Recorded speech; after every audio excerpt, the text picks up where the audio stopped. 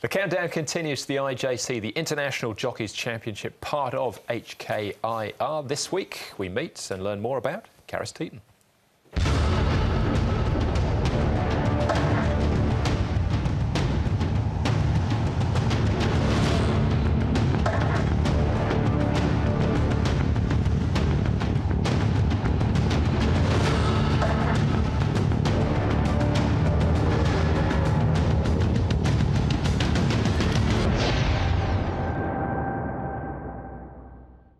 Those jockeys that come for these races, they are world's #1. So you need to be prepared, and you need to step your game a little bit. You can't go into those races and make silly mistake against these jockeys and make yourself look like a fool. So it's a very important event for many guys like us.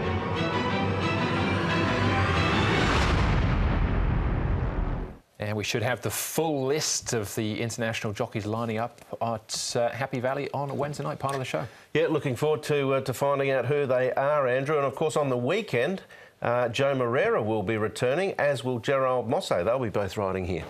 Yeah, be looking forward to that. And Hugh Bowman, successful in appeal recently, so he puts his hat back into the ring. Certainly does. All right, all of that will be on Wednesday night on the show, part of the Happy Valley coverage. Final event, though, Tokyo Handicap, Class 2 over the 1650, headed by Packing Dragon. He's won 2 of 3 course and distance, likes to roll forward, as does Beauty Prince. He's come out with barrier 10, though. Fast Most Furious, a 2-time winner over the 1,200 metres here at Happy Valley.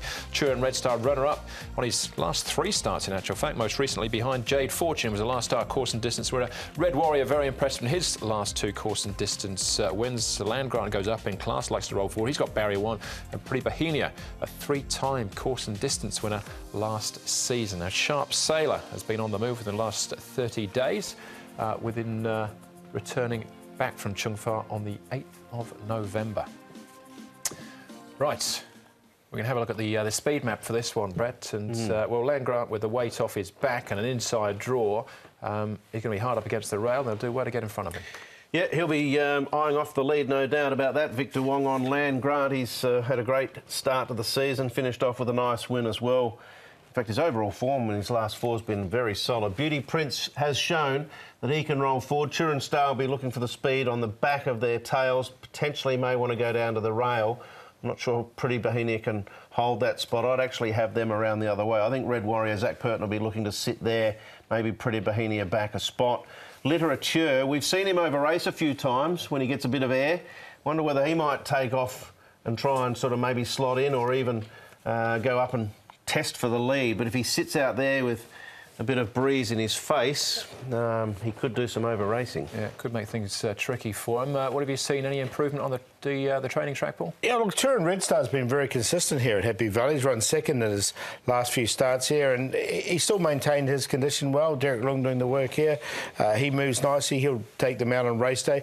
Well, look, Red Warrior keeps improving all the time, and another nice gallop from him. He's under good holds. Zach Purton from Barrow 4, he looks like he's going to be tough to beat. Does Red Warrior. He's the leader in the $1 Million Challenge at the moment. And Sharp Sailor's just come back from Chung Fa. It's given a decent workout down the back straight. Another one that can pop up at odds, Sharp Sailor, and he likes Happy Valley here. Grant Van Nieuwkerk will be riding him. All right, we'll have a look at Sharp Sailor in a minute, in actual fact, behind it, Super Chic. Let's go back to John's size, though. We've got the most likely favourite here in Red Warrior. Red Warrior, John. That looked like a pretty soft win last time. Well, the race was run to suit. It was there was plenty of speed on in the race, and he was able to capitalise on that. So that sort of contributed to him being impressive. If things don't go his way in a race, well, then he's in trouble. But tomorrow night again, I think he'll have a good run, and he'll probably run well again. No concerns about him stepping up in class? Well, that's always a consideration. There's always a big difference between the classes in our racing. So he's got to improve. He's got to go better than he's done before. But he might be capable of doing that. You can't sort of be too concerned about horses that keep winning. You'd have to be optimistic about those chances. He's a Northern Hemisphere 3-year-old, the 4-year-old series. Is that on his radar? Well, we'll see where his rating gets to. You know, if he wins tomorrow night and he's above the 90s, well, we'll have no choice. He'll have to take part in the series because he'll be one of those that have qualified. You know. Yeah, for rating him 86 at the moment, he hasn't got too far to go. He won from barrier 12 last time. He's got a much lower gate this time. If you were just watching that trial, he wouldn't be one that stood out, would he? He was fairly well pushed out final stages. Yeah, just keeping his fitness up. I don't think he's a dirt horse by any stretch of the imagination. So. We won 3 times on the all-weather in the UK. Yeah, I think he's better on the turf here, though. Right. That was Red Warrior, our favourite. He used to be called Rusper when he raced in England for Jamie Osborne. Let's have a look at a few of them in action. We'll start off here with... who we got here? Jade Fortune and Turin Red Star. So Jade Fortune here and Turin Red Star down on the inside. Turin Red Star, I thought, over-raced a little bit last outing, and he's had the 2 runs back. He's done very little wrong in both. Certainly one to consider for me.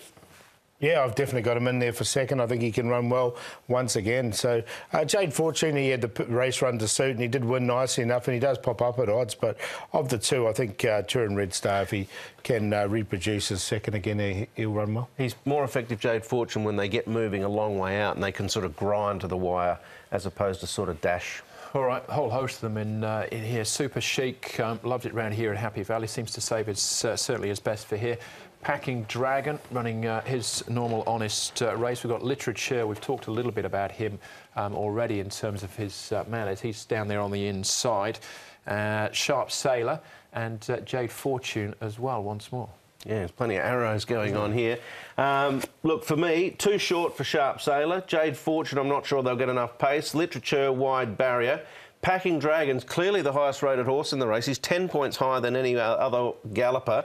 And Matthew Poon will take a little claim.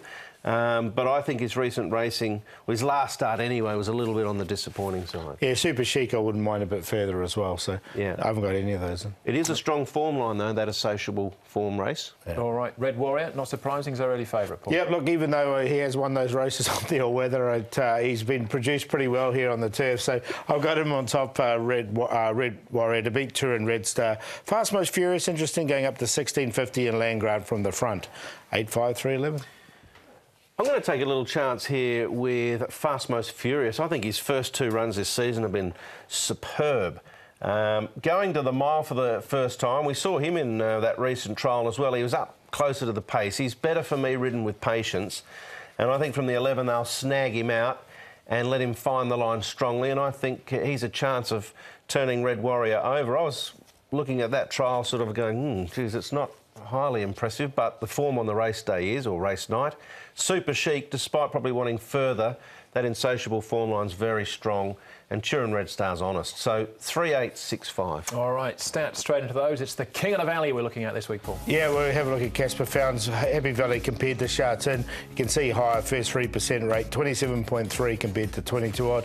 He's got Cool Army, Happy Sound. I think Champion Supreme will win on that page of the 3, so there's a win there for him. Chaparral Star will go close. Green Luck has been running well in Bigwood. First time to Happy Valley, but he's a very good horse. All right, so it's a nice lead into the best bets. Yep, I'm going to go with Namjong Plus. I just really like this horse. Keith Young aboard. 2 from 2 course and distance, and Godspeed will take a chance with him. Fresh up over 1650, that's his go. And Bigwood, Namjong Plus, Rule V in the play in race 7.